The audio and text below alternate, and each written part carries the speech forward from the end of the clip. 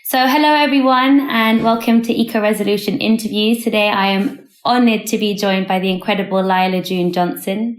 Lyla June is an Indigenous environmental scientist, doctoral student, educator, community organiser and musician of Diné, Tsétsêhéstâhese and European lineage of Taos, New Mexico. Her dynamic, multi-genre performance and speech style has invigorated and inspired audiences across the globe towards personal, collective and ecological healing. Her messages focus on the climate crisis, Indigenous rights, supporting youth, intercultural healing, historical trauma and traditional land stewardship practices. So welcome, Lyla. Thank you so much for taking the time to be with us today. Would you like to introduce yourself in your own language? Well, we always do, so yes. Ja, het eigenlijk aardig de ne nanisht je trachi initially haskai de ne bashin ashin hitashi Lagana Chanel Aquit Ego de ne as initially. I'm from the Black Charcoal Streak division of the Red Running into Water clan of the Diné Nation. We're also incorrectly known as Navajo. My father's mothers of the Cheyenne clan. My mother's fathers of the Salt clan, and my father's fathers of European clans. And I am from Taos, New Mexico. My name is Lyla June, and in that manner, I present myself as a Diné woman. Thank you so much. Like I said, it is a real honor to have this opportunity to speak with you. You've been a real force of inspiration in my life and my sister's life. And so has your mother as well, Pat McCabe. So yeah, it feels really special to have this opportunity to speak. So thank you. This year, EcoResolution is sort of going on a journey of climate action. We're looking at how we can shift from tokenism to transformation. So from behavioral changes, individualistic changes towards systemic changes. Not that individual change isn't important, of course, but just that, that's not the goal in and of itself, necessarily. And so each month we're looking at a different sort of challenge area. So we started with food and farming. We have moved into waste and consumerism. We were then looking at our relationship with nature. And now we're sort of segueing into the topic of decentralization and localization. And I'd love to, touch on most of these topics with you. I know you have a lot of wisdom across them. And I'm sure we will, as they're all very interconnected. But I would love to first just hear from you. So when I say the word localization, kind of what does that mean to you? And perhaps why in this globalized world, with such global crises, such as the environmental crisis, why localization is so powerful and important, if you think it is? Of course. Well, I think a lot of us think about that all the time in the face of peak oil, because everything in the grocery stores is brought to us by freight trucks. Everything in the clothing stores, pretty much any store where we get not just our essentials, but our luxury items as well, are all based on oil. And when that peak oil hits, unless the CIA has some kind of secret energy source that it has been hiding away until the right moment, which I don't think they have, things are going to get very, very different and very challenging, because petroleum is so energy dense. You have like a teacup of this stuff can propel a multi-ton vehicle down the road at 80 miles an hour. It's just incredibly powerful and energy dense material. And so there's not much of an alternative to that. Of course, there's, uranium and things like that, but that hasn't really been transformed into a transportation energy. And even if it did, that would be really bad for obvious reasons of radiation and generating cancer for the world. So it's definitely an important thing to think about peak oil. And obviously, when the trucks stop running, what are we going to do? And that's not necessarily a climate crisis conversation. Obviously, it's related, but it's really just a logistics conversation. Like, even if oil didn't cause climate change and was perfectly sound for the environment, which obviously is not true, we would have a crisis on our hands anyways, which is that we're completely dependent on a finite, very energy dense liquid that the moment that goes away, we have to relearn how to be local creatures. So obviously food systems is important. But what's really interesting about food systems localization is that it's actually, according to some articles and philosophers and thinkers that I've been looking to, it's actually one of the greatest untapped green economy sectors, if you will.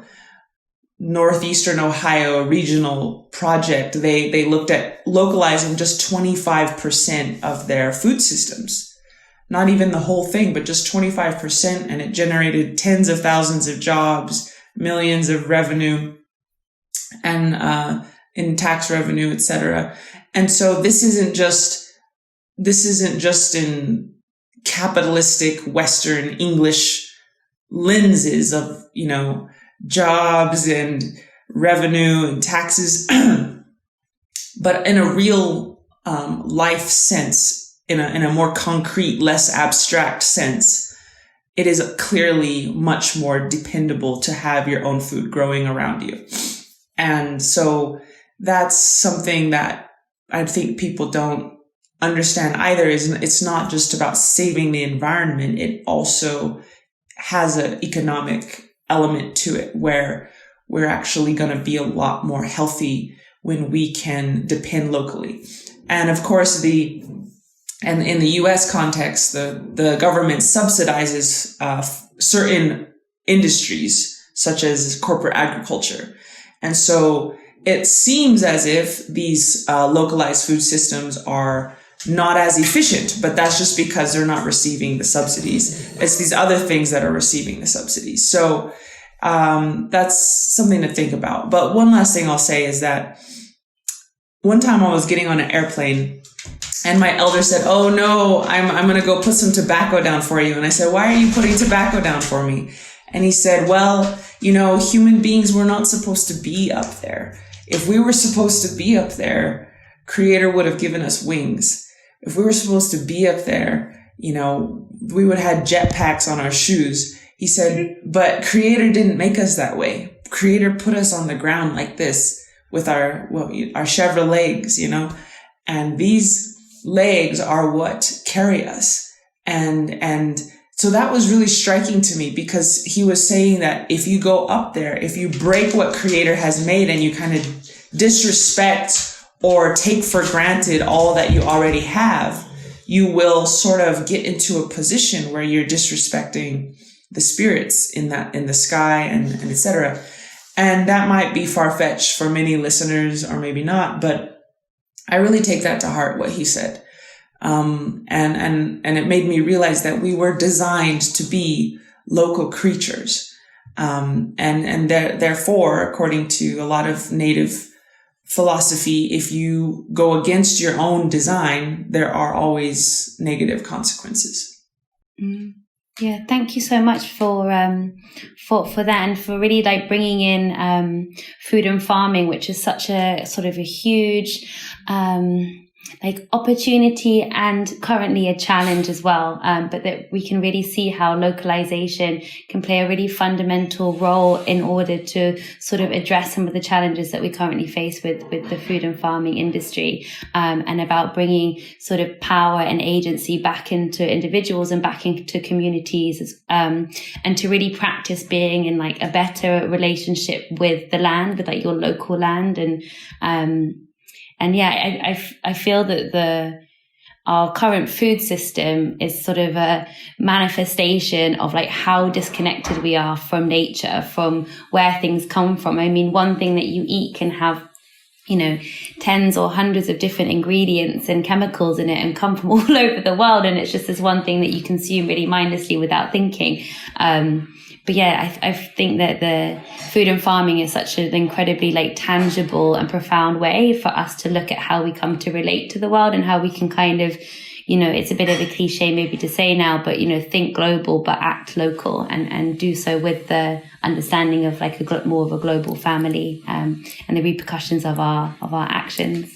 I love thinking about localization as well, kind of about like community empowerment. I think it's very easy to get so wrapped up in global politics. And part of the reason why I get frustrated with newspapers, part of the reason I get frustrated with newspapers is that I'm reading about things which, of course, is important, but are things that are happening on the other side of the world that I have kind of no agency towards, sort of things which I feel like are predominantly like fear mongering, and kind of building out this really dystopian understanding of the world, rather than kind of stories about the things which are happening, which we, the readers, can sort of participate in.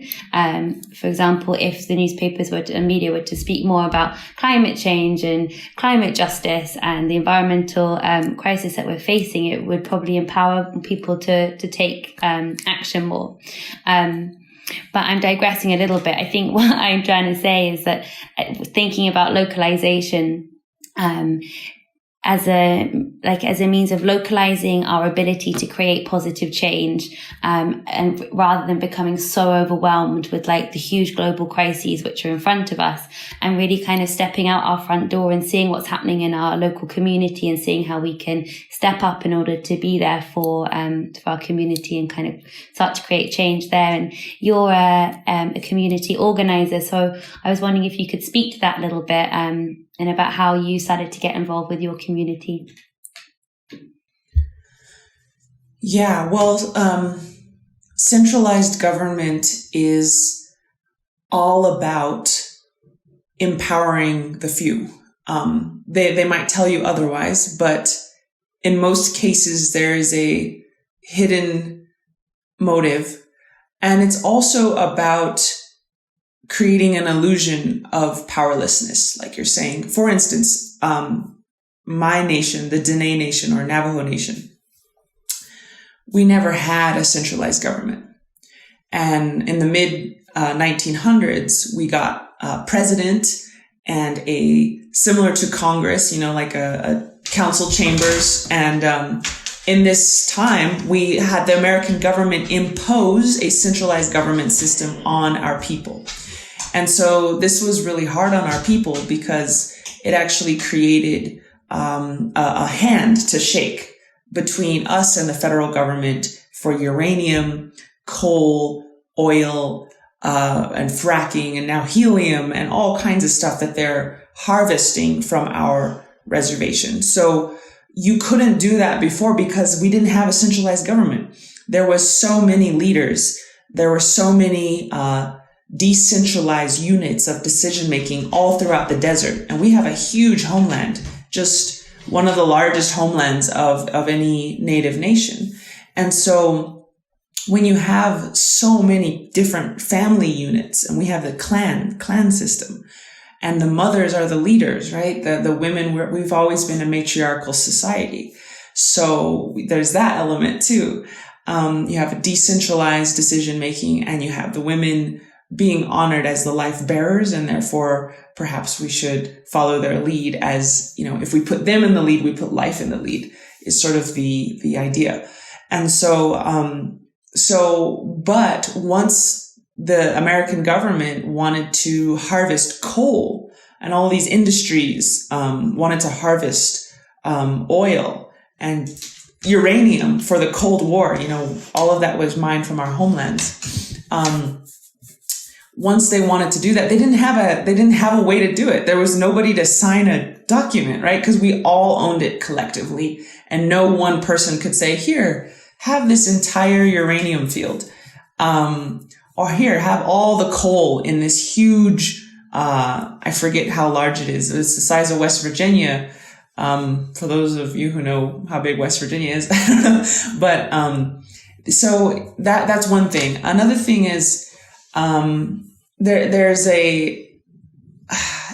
reminds me a lot of the Roman stadiums of, just entertain people, get them to just be unconcerned with the own decision-making processes that go on. So to me, centralized government is also very mysterious to the everyday person. Nobody quite knows what's going on in those palaces and White Houses and Congress and all these places.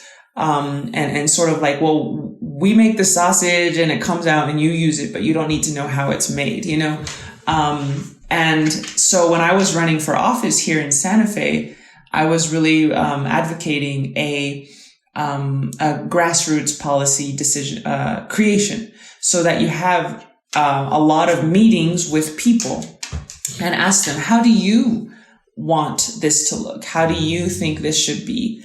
And we would literally write on these huge papers what everybody thought. And it was really quite astounding, the beautiful ideas that poured forth. And that's another thing about decentralizing decision-making, is that, and localizing decision-making, is that you get so many more perspectives. And that is the foundation of life, right? Diversity, biodiversity, linguistic diversity, cultural diversity, intellectual diversity. Every sophisticated culture on the planet understood that diversity was the pillar of a healthy society. And so a lot of the best scientists in the world, their labs have many, many different cultures inside of those labs, because they want all the different ways of looking at a problem, because they're willing to acknowledge their own blind spots instead of denying them and running away from them. And that makes them stronger and more powerful. And so when you allow the people to create policy, it's always going to be better than one elected official or a committee of 5 people making those policies. It's always going to be better, because you have a whole palette of colors to paint with instead of one. Mm. Yeah, it's like we've kind of it feels like we've collectively handed over like our power and our like knowledge of our ability to intelligently engage with debate. And I'm currently in the UK, there's quite a wonderful movement towards participatory democracy, where people are going into their local towns and villages and cities and setting up sort of spaces for people to come to the mic. Everyone, they kind of partner with or get people involved who are quite like big people within like the community, who like know everyone in the shops and cafes and things, and like local people, and they give everyone the opportunity to just talk for 1 or 2 minutes into a microphone and just say whatever's on their mind. And I think that kind of creating those community spaces where people are just heard. I think we are everyone's got like a lot of frustration and no means to really, like, it's not even just to express, but to actually be heard and be listened to and be seen. And we kind of almost feel like, having like a conflicts of opinions and like diversity of opinions is going to weaken a situation, but actually it adds strength, so long as we can see the ability to collaborate and to learn from one another, rather than a difference of opinion, meaning you need to prove that your opinion is right. I think we really, I hope to see the kind of the growth of this sort of participatory democracy, and people refinding their agency and remembering that they have a right to be heard and to express as well. I was wondering about your, you mentioned about the political campaign, and I think it was about the 7 generations. Is that correct? It was about generating policy that was accountable to the next 7 generations. Mm-hmm. And could you explain a little bit for the listeners what that means, 7 generations? Yes, absolutely. We generated a policy called the 7 Generations New Deal.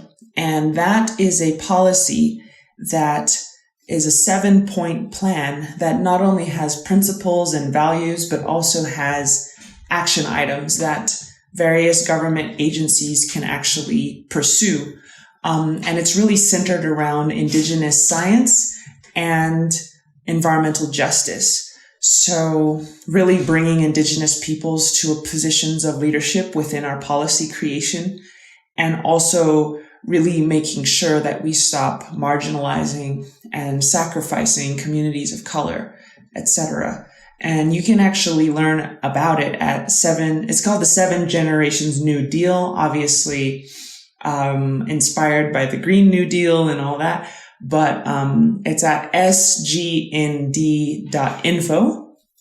And the Green New Deal is sort of a pretty big policy piece that has been introduced by various politicians in the United States, like Alexandria Ocasio-Cortez, Bernie Sanders, and a few others I'm forgetting.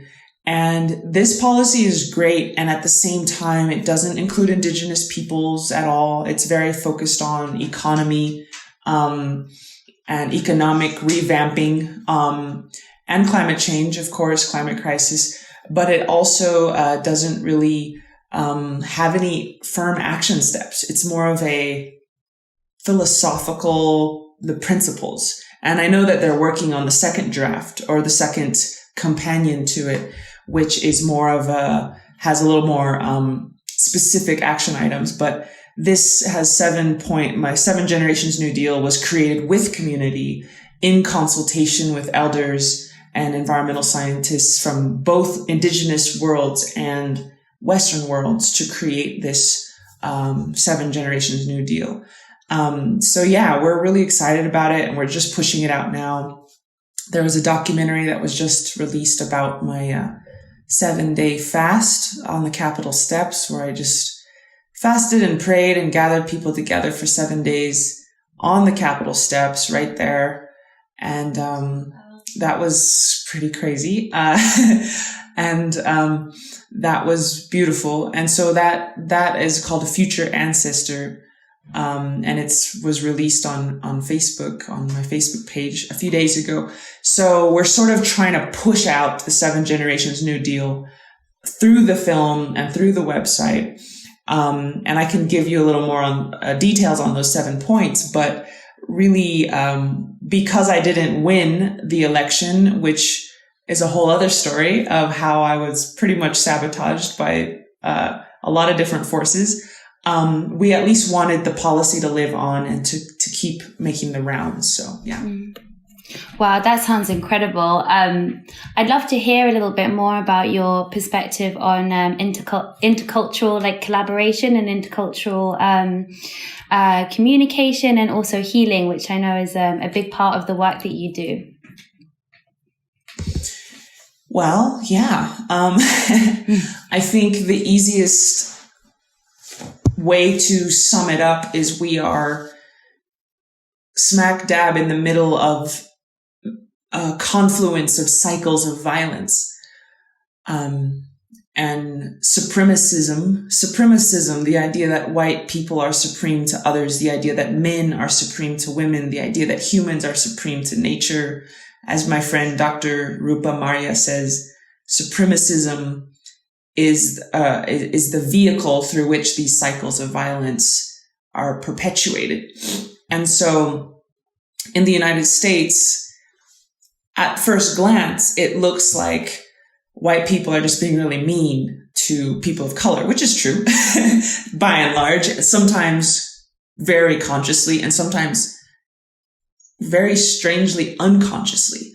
But if you look a little deeper, you'll see that these European Americans are traumatized individuals who came from thousands of years of terror in Europe. Everything from King Edward massacring 100 harpists in a single day in the 1200s to, millions of women being persecuted as witches, to the Roman expansion, which displaced indigenous peoples and destroyed indigenous languages all along the way, to 18 periods of documented bloodshed and warfare before Spain ever got to Mexico. There's just is just unfathomable. The amount of violence and warfare and destruction that we're still grappling with. And so in the American context, anyways, you have extreme racism. I mean, and of course, Trump has sort of taken the mask off of that and really made it very explicit, and which is kind of a good thing in some ways, because now it's not just kind of lingering beneath the surface, but it's there for all to see, you know, and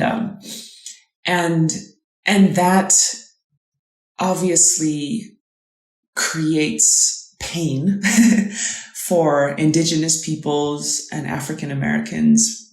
Obviously, all other cultures are always going to be subordinate to those with light complexion in this imaginary abstract system of hierarchy here in the United States.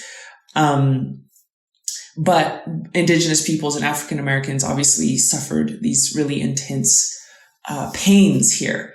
And so how would I say this?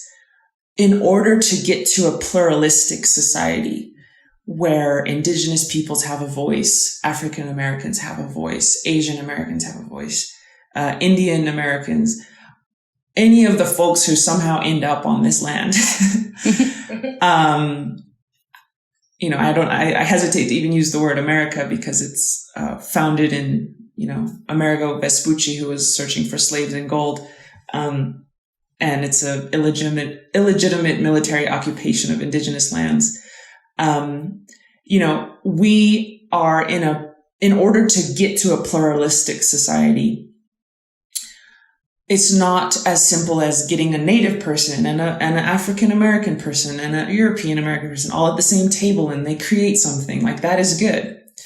That needs to happen. But before that can happen in earnest, in our context, we're going to need to do some serious apologizing and some serious forgiving on both ends. And when those two things happen together, not just in word, but in deed, where we're also apologizing through our actions, which means reparations, right? Giving land back, supporting Black communities economically for all of the money their ancestors gave through slavery, until that happens. And then we also, on our end, meet that with forgiveness and love. And saying, and not holding it against people and saying, you know, we have every right to be angry and full of vengeance, and yet we're going to let that go, which sounds crazy to most people. That's when you have true reconciliation. Until then, reconciliation will always be more of lip service and more of a imaginary thing. And so I guess to answer your question, and obviously I'm speaking very heavily from the American context, man, there's a lot of work we got to do in this country before we can have a truly multicultural conversation. Because the whole system of hierarchy is embedded into everything. And it's so thick in the air that we don't even see it sometimes. It's so crazy. It's like the fish swimming in water. We don't even the oppressed peoples, myself included, are awakening slowly to how oppressed we really are. You know, like, we don't even see it. We play along with the game. And so of white supremacy and da-da-da. So anyways, that's a long-winded answer, but I think that's how we're ultimately going to decentralize power across all of humanity and all cultural lenses. Thank you so much for so articulately expressing that and really bringing to the forefront the power of forgiveness, to get to that point of the ability to actually forgive and for deep reconciliation. It seems there is a big part of the inner work that needs to be done as well. And I know that for you, the inner healing has been sort of holding the more outer healing that you've been doing. Could you talk a little about the relationship between these two sides of the coin, if you see it like that? Well, I'm definitely not an expert, but I will share what little I know. Well, for me, 10 years ago, I was a drug addict who had experienced a lot of abuse since I was very young. And when I was 20 years old, I'm now 30, I was hopelessly addicted to alcohol and pills and cigarettes and all kinds of crazy things. I was going to Stanford University at the time, but was professional on the outside, but just absolutely corroded on the inside. And when I was 20 years old, I broke my hip and my spine in an earthquake. And that definitely propelled me on a journey of healing because it fast-tracked me to rock bottom. And I had no choice but to pray for Creator to help me get sober. And these mentors came into my life and showed me that, addiction wasn't really my issue. Addiction was just a symptom of a deeper thing that I was running away from, which was, to be blunt, is sexual abuse and a lot of other forms of abuse that I hadn't fully comprehended that I even went through, because I just normalized it and rose tinted it and made it good. And that's how I kind of survived it. And so clearly the work I do now, I'm a PhD student. I'm somewhat of a leader in the community. I'm trying to bring the message of my ancestors to the world. I run for office, musician, public speaker, etc., and doing my best to try and be helpful to the community. Obviously, I couldn't be doing this if I hadn't healed within myself first. And so to me, that healing process is a lot about self-love. And that until we can truly love ourselves, which I'm still working on, and forgive ourselves for all that we have done, and forgive others, probably more importantly, for all they have done to us, we're never going to be able to hold the medicine we were meant to hold. And I'm still on that journey of trying to shed the self-hate. But I think that self-hatred we accumulate over the span of our lives is a hindrance. And that's the microcosmic level. But of course, in a macrocosmic sense, again, I'll point to this thing we call America. There's immense self-hatred on all sides. Whether you're white or black or native, you've been taught to hate yourself. And that is not helping us. We're like, it stifles you. Because who are we to lead then? Who are we to share beautiful things? Who are we to create healing if we are, quote unquote, so corroded and bad, which is what the world tells us, that we're not worthy of being that gateway through which healing and joy and medicine can walk. Then we're not going to be those gateways if we don't believe we are worthy of being those gateways. So a lot of my work is about trying to remind myself I am a worthy gateway and remind others that they are worthy too. And that's where forgiveness comes in, because all of us have made mistakes. And until we let those go and love ourselves unconditionally, the way we're so good at doing for others, we're not going to let ourselves be that gateway again. Yeah.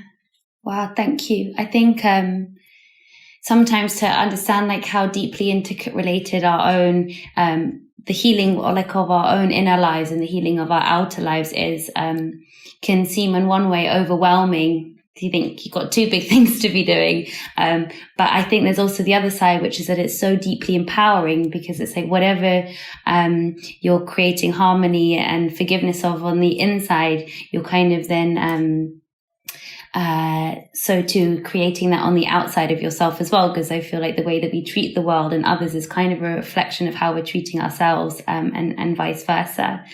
And when you talk about that this is still a journey that you're on, it just made me think of this something that I think about often, which is how the healing journey of our own lives and the world around us, I don't think will ever be linear. And I think it is kind of like a never-ending journey of just bringing greater harmony where disharmony has occurred. But it seems that we've been born into this world of like great disharmony. It feels like it's never been so kind of catastrophic in many ways. But then I guess also even greater opportunity for healing as well. And I guess because everything is in constant change and constant flux, that journey towards,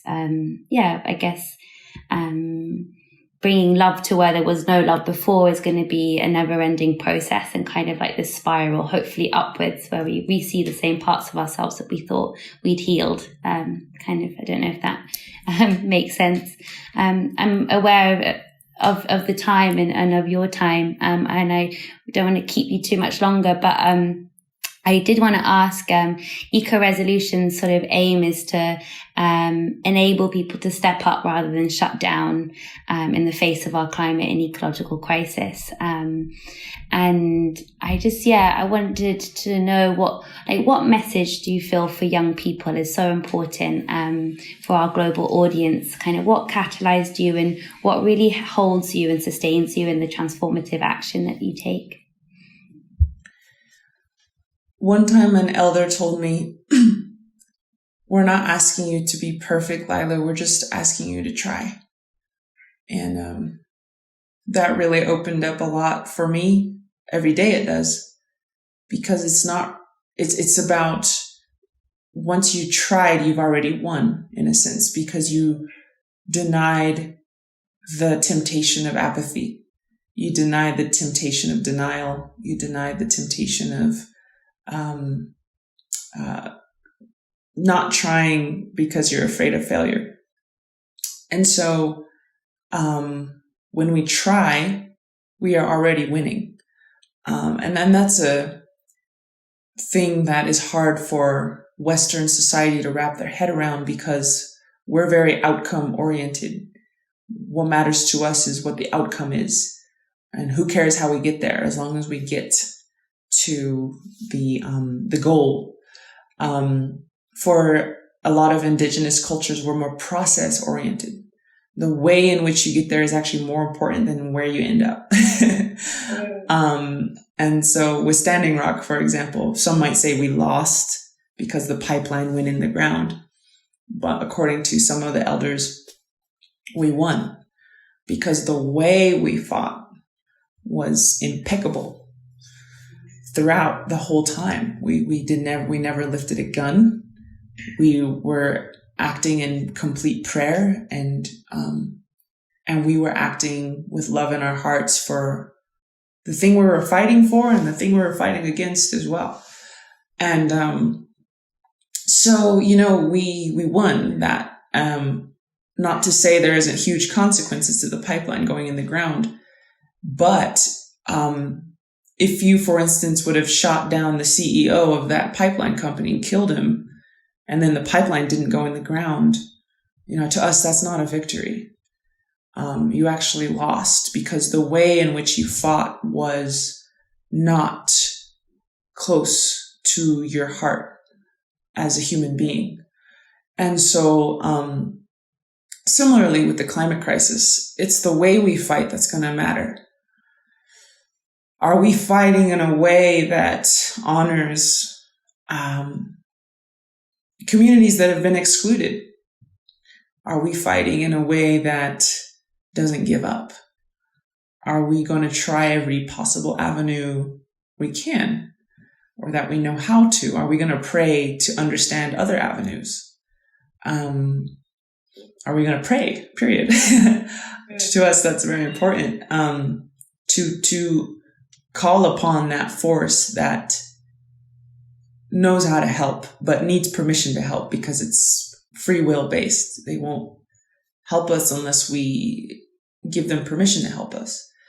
And so, furthermore, I think that in addition to just trying and being process oriented, to understand that this is in a way, this is exactly what should be happening. We have broken what Creator has made for so many centuries in a row. We have gone against our hearts in favor of our minds. We have gone against selflessness in the name of selfishness. You gotta get spanked sometime. I mean, not in a punitive way or like a you're bad way, but in a gift. Like for me, breaking my pelvis and my spine, best thing that ever happened to me. It woke me up. I hit rock bottom and I had to change. And this system is failing now, as it must, because selfishness, believe it or not, can't stand on this world for very long. Chaco Canyon is a famous archaeological site. My ancestors and Pueblo ancestors, we lived there and we had a caste system. We had hierarchy. We had something like slavery, and we exhausted the land. We thought we were God, and God sent us a drought and said, here you go. This is your gift. And that's the only thing that gave us the courage to change. And the youth of Chaco Canyon, in theory, according to some stories, they were the ones who rose up and said, no more. And so, that's what we're seeing today. And so all of this is a gift. It's a profound gift to kind of wake us up. And it does suck that we're bringing down the majority of species down with us. That's a huge tragedy. And yet, this is the natural consequence to everything we've been doing. Yeah. Yes, thank you. I think remembering that, like, the power of our participation, and that the more goal-oriented we become, kind of the more the less likely we are to be sustained in our action, but to kind of find our resilience in our ability and will to keep applying ourselves towards co-creating a world which thrives, a world based on climate justice and justice for the land and justice for people. I think I think that's all for me. I would love to ask how people can support the work that you do, and how they can learn more about your work and kind of be in solidarity with all that you're doing. Honestly, I would really love for everyone to go to sginthee.info, which is an acronym for 7 Generations New Deal. Check it out. Read the 7-point plan. See what ways it inspires your local context, if at all, and start pushing it out there, because I think the more we can normalize the integration of Indigenous leadership into our policy, the better off we're all going to be.